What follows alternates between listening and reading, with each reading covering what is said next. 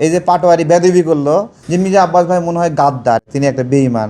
যে ব্যাখ্যাটা দেয় যে সালাউদ্দিন ভাই ভারতে থেকে কিভাবে যোগাযোগ করলেন, উনি যদি গুম থাকেন। মূর্খ। জুলাই গণ অভ্যুত্থানে সবাই যখন অ্যারেস্ট হচ্ছিল তখন মূল গেম চেঞ্জার ছিল উনি।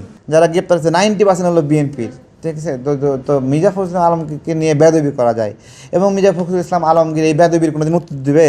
মির্জা ফখরুল ইসলাম আলমগীর ভাই একজন গেম চেঞ্জার। জুলাই গণ অভ্যুত্থানে উনি একটা কথা বলেছিলেন যে এই আন্দোলনের সাথে আমাদের সম্পর্ক নাই।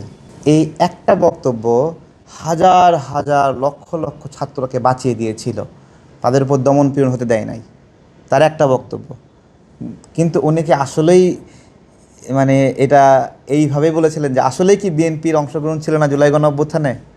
আমার সাথেই তো অন্তত 1 ডজন বিএনপির মানে কেন্দ্রীয় নেতা, তারপরে স্থায়ী কমিটির নেতা, তারা আমার সাথে, আমরা একসাথে ডিবি হেফাজতে ছিলাম, জেলখানায় ছিলাম। তাহলে তারা কি, তারা যারা জুলাই আন্দোলনের যোদ্ধা না? তারা এখানে লড়াই করে, তাদেরকে গ্রেপ্তার করছে কেন? হাজার হাজার নেতাকর্মীকে। এবং 90% যারা গ্রেপ্তার হচ্ছে 90% হলো বিএনপির। ঠিক আছে, তো মির্জা ফখরুল ইসলাম আলমগীরকে নিয়ে বেদবি করা যায়, এবং মির্জা ফখরুল ইসলাম আলমগীর এই বেদবির কোনোদিন উত্তর দিবে? হ্যাঁ, উত্তর দিবে? এই যে পাটোয়ারি বেদবি করলো মির্জা ফখরুল ইসলাম আলমগীর ভাইকে নিয়ে, উনি কি এর বক্তব্যের উত্তর দেবে? উত্তর দেবে না, প্রয়োজন নাই। একটা ফাতরা ছেলে বাইরে ফটফট ফটফট করতেছে মির্জা ফখরুল ইসলাম আলমগীরকে ভাইকে নিয়ে, বললেই কি না বললেই কি? ও মির্জা ফখরুল ইসলাম আলমগীর যে জেল জুলুম কারানিবা, শুধু উনি কেন, প্রত্যেকটা মানুষই মির্জা আব্বাস ভাইকে নিয়ে তামাশা করে, মির্জা আব্বাস ভাইকে নিয়ে নোংরা কথা বলে, কথা বলে না যে মির্জা আব্বাস ভাই মনে হয় গাদ্দার, এরকম একটা বিষয় তারা তুলে ধরার চেষ্টা করে, তিনি একটা বেঈমান। ঠিক আছে, যখন জেলে নির্যাতন নিপীড়নের শিকার হলো তখন বেঈমান ছিল না? এখন বেঈমান লাগে কি? তখন বেঈমান লাগে না? তো এইটাই একটা। সালাউদ্দিন আহমেদ ভাইকে তারা শিলং টিলং কত কিছু বলে অপমান করার চেষ্টা করে। সালাউদ্দিন ভাইকে আসলেই গুম হননি? যে ব্যাখ্যাটা দেয় যে সালাউদ্দিন ভাই ভারতে থেকে কিভাবে যোগাযোগ করলেন, উনি যদি গুম থাকেন। মূর্খ। মূর্খ। মূর্খ।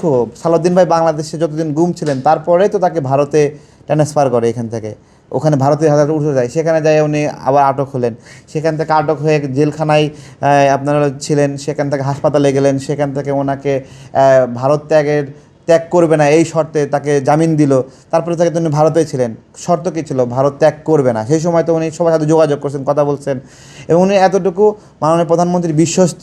আমরা যখন অনলাইনে মিটিং করতাম তখন ওনাকে সব রাখতো। এবং জুলাই গণ অভ্যুত্থানে সবাই যখন অ্যারেস্ট হচ্ছিল তখন মূল গেম চেঞ্জার ছিল উনি।